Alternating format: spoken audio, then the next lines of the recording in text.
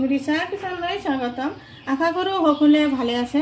আজি মোৰ ৰেচিপিটো হ'ল দালি পুৰি। আৰু দালি পুৰিটো মই কেনেদৰে বনাইছোঁ আজি আপোনালোকক দেখাই দিম।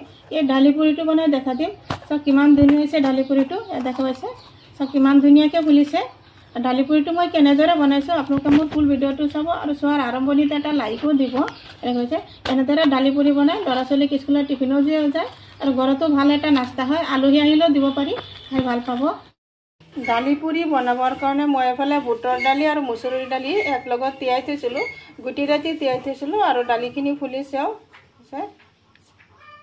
এইফালে এটা মিক্সাৰ জাৰ ল'লোঁ আৰু মিক্সাৰ জাৰত দালিখিনি দি আছোঁ। তাতে দি আছোঁ এটা পিঁয়াজ, কেইটামান কেঁচা আৰু পকা জলকীয়া, তাতে অলপ পানী। এতিয়া ভালদৰে মিক্সি কৰি ল'ম। দালিখিনি মিক্সি কৰি ল'লোঁ আৰু এইখিনি বাতিটোত দালি দি আছোঁ। তাতে দি আছোঁ আধা চামুচ জলকীয়া গুড়ি, আধা চামুচ হালধি গুড়ি আৰু আধা চামুচ জিৰা গুড়ি আৰু দি দিলোঁ সোৱাদ অনুসৰি 1 চামুচমান নিমখ। এই মছলাখিনি দালিৰ পেষ্টৰ লগত ভালদৰে এনেদৰে চামুচেৰে অলপ মিক্স কৰি দি আছোঁ। এতিয়া দি আছোঁ এতিয়া আটা দি ডোটো বনাই ল'ম। আটাৰ ওপৰত দি আছোঁ চামুচমান ৰিফাইন তেল। এতিয়া ধুনীয়াকৈ ডোটো বনাই ল'ম। ইয়াতে আৰু এক্সট্ৰা পানী নিদিওঁ। ডোটো এনেকুৱা টাইপতকৈ বনাই লৈছোঁ, হৈছে। ইয়াতে আৰু এক্সট্ৰাকৈ পানী দিয়া নাই। ওপৰত দি আছোঁ আৰু অলপ তেল। ভালদৰে তেলখিনি ওপৰত এনেদৰে লগাই দিলোঁ আৰু এতিয়া 10 মিনিটৰ কাৰণে ঢাকি দিলোঁ ডোটো। আহিলোঁ 10 মিনিট পিছত।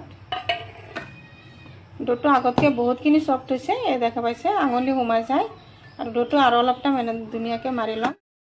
ডোটো ভালদৰে অলপ টাইম মাৰি ল'লোঁ। সৰু সৰু অলপকৈ ডো এনেদৰে ছিঙি ল'ম, হৈছে।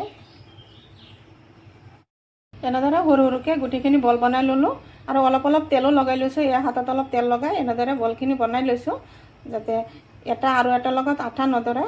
নহ'লে আকৌ তেল লগাই নিদিলে আকৌ আঠা লাগি যায়, আকৌ ছিঙি ল'ব লাগে। এনেকৈ এতিয়া আটা আৰু নধৰে। এতিয়া ইয়াৰ পৰা এটা বল ল'লোঁ, দেখা পাইছে, একলগত গুটিখিনি তোলোঁ, তথাপিও আঠা লগা নাই। আৰু বাকী বলখিনি আকৌ এনেদৰে ঢাকি দি আছোঁ।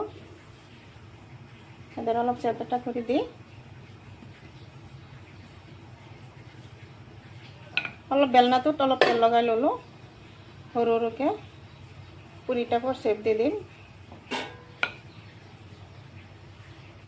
দেখা পাইছে, এনেকুৱা টাইপৰকৈ বনাই ল'লোঁ। বেছি মোটাও নহয় পাতলো নহয়, দেখা পাইছে। আৰু এতিয়া এই থালটোত দি আছোঁ বনাই। থালতো অলপখিনি তেল লগাই ল'লোঁ, একেবাৰে পাতলকৈ। ঠিক তেনেদৰে আৰু এটা বল লৈ আছোঁ, লৈ একে প্ৰচেছত এনেদৰে বনাই ল'ম।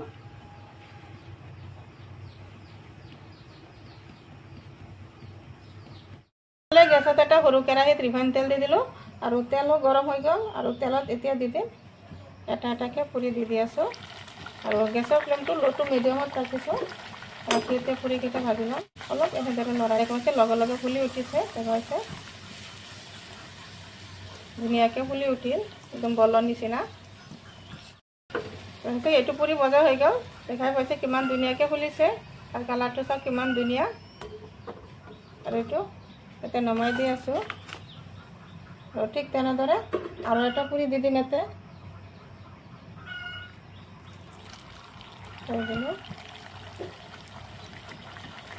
এনেদৰে অলপ কৰি দিলোঁ, লগে লগে ফুলি উঠে। এটা ওপৰত উঠি গ'ল, বেছি টাইম নালাগে, ঝটপট ফুলি উঠে। এইটো পুৰি ভজা হৈ গ'ল, দেখা পাইছে। এইটো নমাই লৈ আছোঁ। ঠিক তেনেদৰে বাকী পুৰিকেইটাও ভাজি ল'ম। পুৰিকেইটা দালি পুৰি ভজা হৈ গ'ল, দেখা পাইছে। দালি পুৰিকেইটা ইমান ধুনীয়া হৈছে আৰু ধুনীয়াকৈ ফুলিছে, দেখা পাইছে। তাৰপিছত কিমান ধুনীয়াকৈ ফুলিছে। নিশ্চয় মোৰ ভিডিঅ'টো ভাল লাগিছে। যদি ভাল লাগে লাইক শ্বেয়াৰ কমেণ্ট কৰিব। প্লিজ এটা ছাবস্ক্ৰাইব কৰি কাষত থকা বেল আইকনটো প্ৰেছ কৰিব। আজি মোৰ ৰেচিপি এইখিনি। আকৌ আশা আছে কাইলৈ আৰু এটা নতুন ভিডিঅ' লৈ আহিম। Thank U.